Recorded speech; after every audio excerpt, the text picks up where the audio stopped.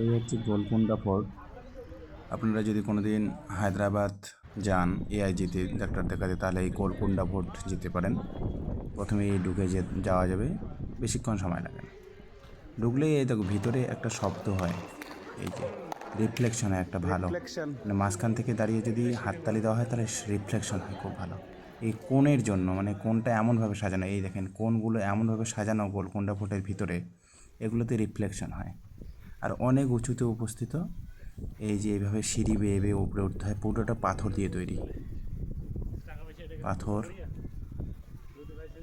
পাথরগুলোকে সাজিয়ে সাজিয়ে, পাথর কেটে কেটে সাজিয়ে সাজিয়ে বানানো হয়েছে। অনেক সিঁড়ি উপরে উঠতে হয়, দেখতে খুবই ভালো একটা ঐতিহাসিক স্থান এবং পুরাতন ও নতুনের মেলবন্ধন এখানে আপনারা দেখতে পাবেন। এরকম অনেক সিঁড়ি বেয়ে উপরে উঠতে হয়। উঠতে উঠতে উঠতে আপনারা দেখবেন এই বড় বড় পাথরও দাঁড় করানো আছে।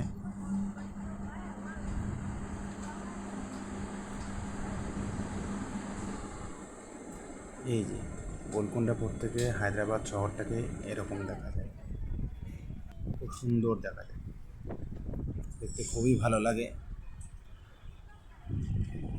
একটা দারুণ নিদর্শন, ঐতিহাসিক নিদর্শন। গোলকুন্ডার যে দুর্গ, সেটা কি আপনারা ইতিহাসে অনেকেই পড়েছেন, এবং একবার গিয়ে যদি হায়দ্রাবাদ ডাক্তার দেখাতে যান এআইজিতে, অবশ্যই ঘুরে আসবেন। খুব ভালো দর্শনীয় স্থান, বেশিক্ষণ সময় লাগে না। এআইজি থেকে মাত্র 1 ঘন্টার মতো লাগবে যদি অটোতে করে যান। আমরা একটা অটো বুক করেছিলাম 500 টাকা দিয়ে, তারপর এই স্থানটা এবং চারমিনার ঘুরে এসেছি। পাশেই চারমিনার, বেশি দূর লাগবে না। এগুলো সব ওল্ড হায়দ্রাবাদ সিটিতে অবস্থিত। এই যে সমস্ত শহরটাকে একটা মানে গোলকুন্ডা ফোর্টটা একটা পাহাড়ের উপর অবস্থিত, সেখান থেকে সম্পূর্ণ শহরটাকে এরকম দেখা যায়, সুন্দর দেখা যায়।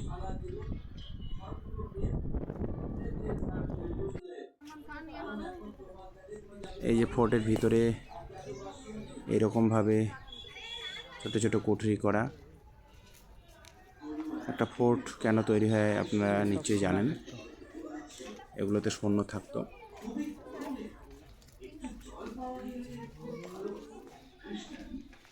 এমন কিছু কিছু স্থান আছে যেগুলোতে আলো প্রবেশ করতে পারে না, এত অন্ধকার। ভিতরে লাইটের ব্যবস্থা আছে, কিছু কিছু জায়গায় লাইট নেই, তো বোঝা যায় যে একদম অন্ধকার হয়ে থাকে, আলো প্রবেশ করার কোনো উপায় নেই। এটা ভিতরটা, বাইরেটা খুব ভালোভাবে সুসজ্জিত করা আছে, সুন্দরভাবে। অনেক ধাপে ধাপে অনেক উপরে উঠতে হয়, এবং প্রত্যেকটা ধাপে ধাপে এরকম ছোট ছোট কুঠরি দেখা যায়। অনেকটা উপরে উঠেছি আমরা, একদম শেষ মাথায় উঠেছিলাম। উঠতে অনেকটা সময় লাগে, পুরো গোলকুন্ডা ফোর্ট ঘুরতে মোটামুটি 1 ঘন্টার বেশি সময় লেগে যায়। অনেকটা হাঁটতে হয়, অনেকটা উপরে উঠতে হয়, অনেক সিঁড়ি দিয়ে উপরে উঠতে হয়। ধন্যবাদ।